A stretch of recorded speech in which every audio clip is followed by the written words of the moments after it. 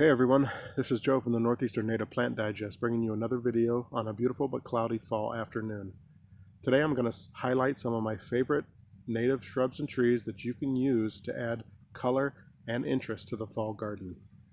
So starting out on this list, and this is in no particular order of favorites or non-favorites or whatever, but this is low-growth sumac. This is Rhus aromatica.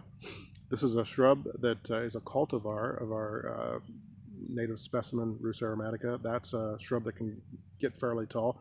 This is a selection that only gets to be about 3 feet tall and wide. But as you can see, I mean, look at the color on it. Beautiful burgundy colors.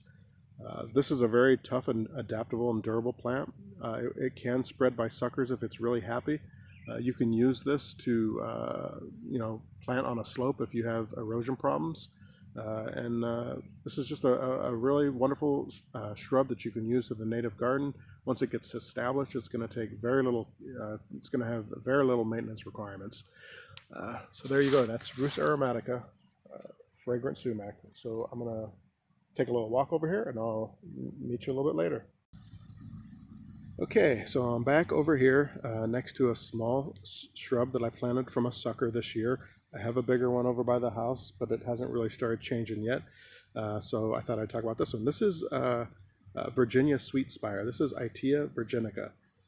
Now, as you can see, this is a shrub. This is a little henrace. This shrub only gets to be about maybe 3.5 feet to 4 feet wide. It can sucker, but the suckers are really easy to pull up. And really, what I've done with them as they start suckering is I just transplant them into different areas. But if you want to keep this in a more compact form, you can just dig those suckers up and get rid of them. But as you can see, this turns a really nice burgundy color. It did get some insect damage this year, but that's okay. It'll grow back. It won't hurt it at all. And what I'm trying to do with this is fill in this whole area here. I got another one over here, and these are going to pair with my red buds, like Lycerces canadensis. Because those turn a nice kind of yellowish color in the fall. So this is going to give me a nice color contrast when these trees and shrubs kind of fill in this area. So again, this is Virginia sweet spire, Itea virginica. This is a great plant. In the springtime, it's going to get panicles of white flowers on it that are attractive to pollinators.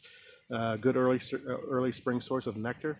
So look that up, and I would definitely highly recommend that one. All right, let's take a walk.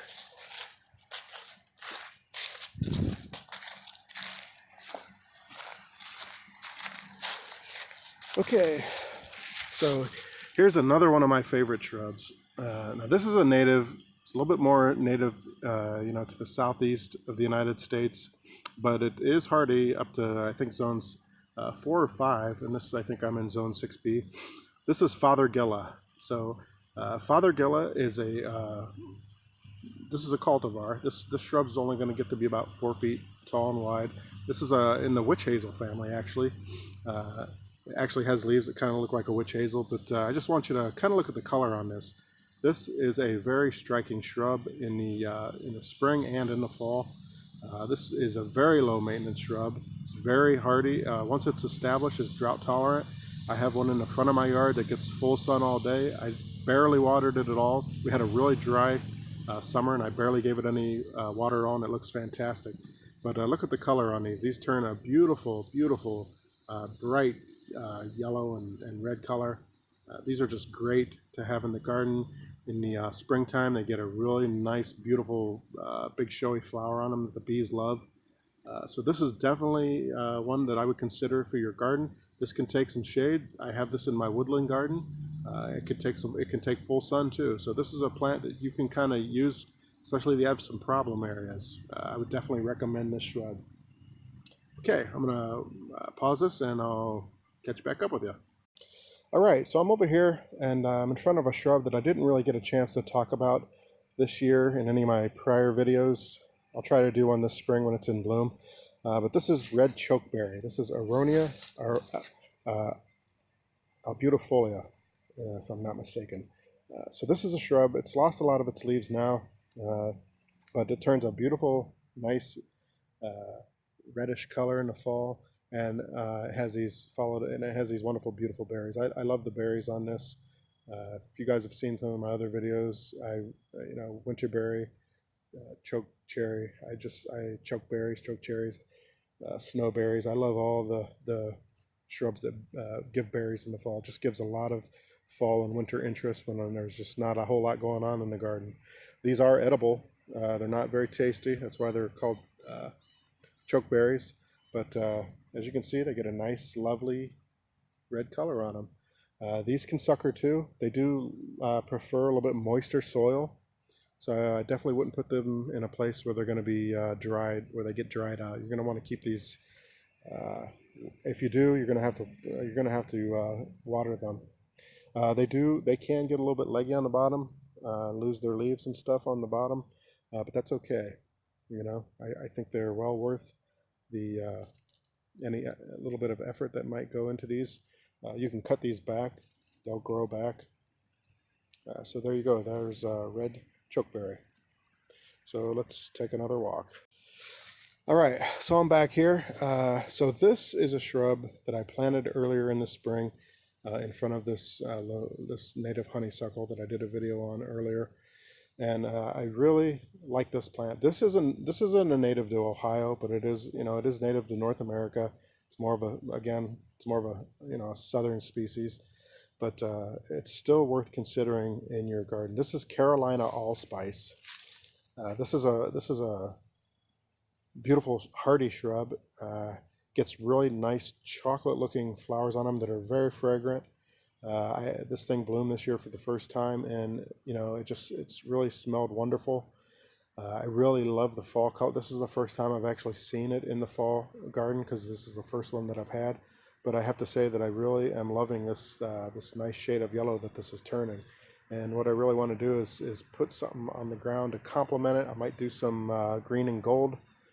I might do some phlox, creeping phlox, something that stays low, maybe something that's evergreen, kind of sandwich it in there between this honeysuckle.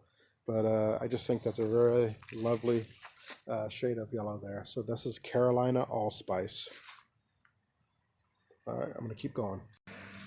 Okay, so I'm back. This is a shrub that I did a video on earlier in the spring. Some of you guys might recognize it, maybe not.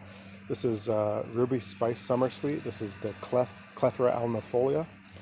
This is one of those shrubs that I highlighted earlier in the season that gets beautiful fragrant flowers on it, but it has just as much to offer in the fall as it does in the spring. I love the yellow colors on this in the fall.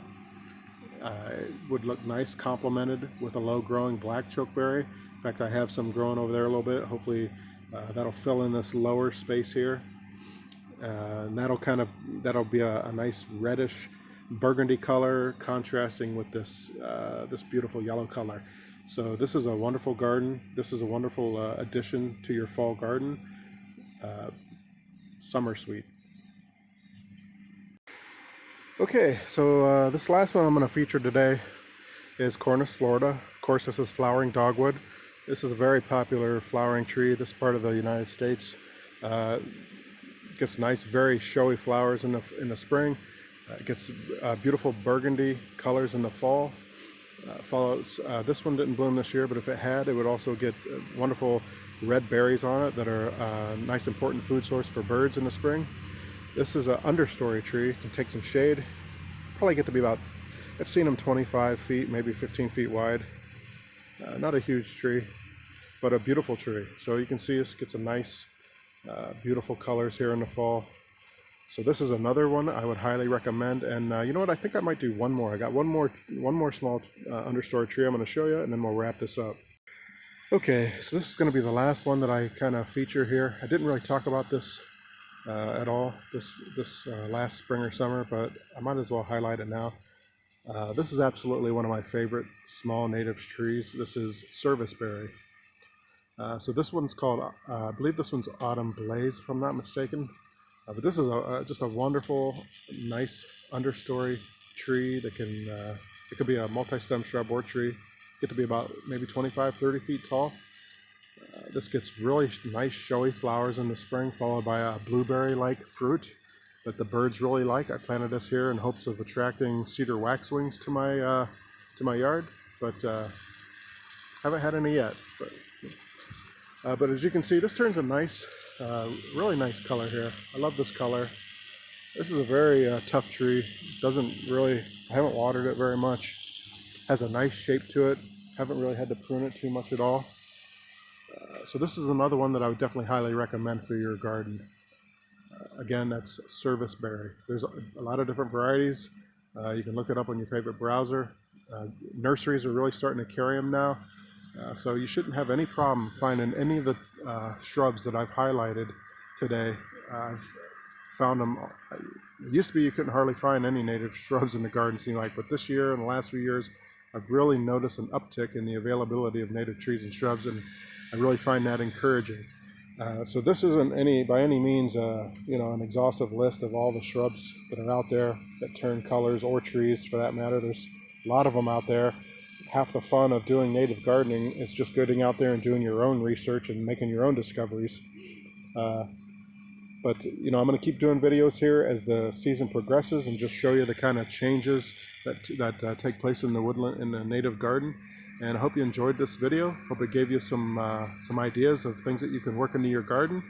And give it a thumbs up, subscribe. Thank you for all those who have subscribed to my channel. And look forward to seeing you on my next video. Have a great day. Bye.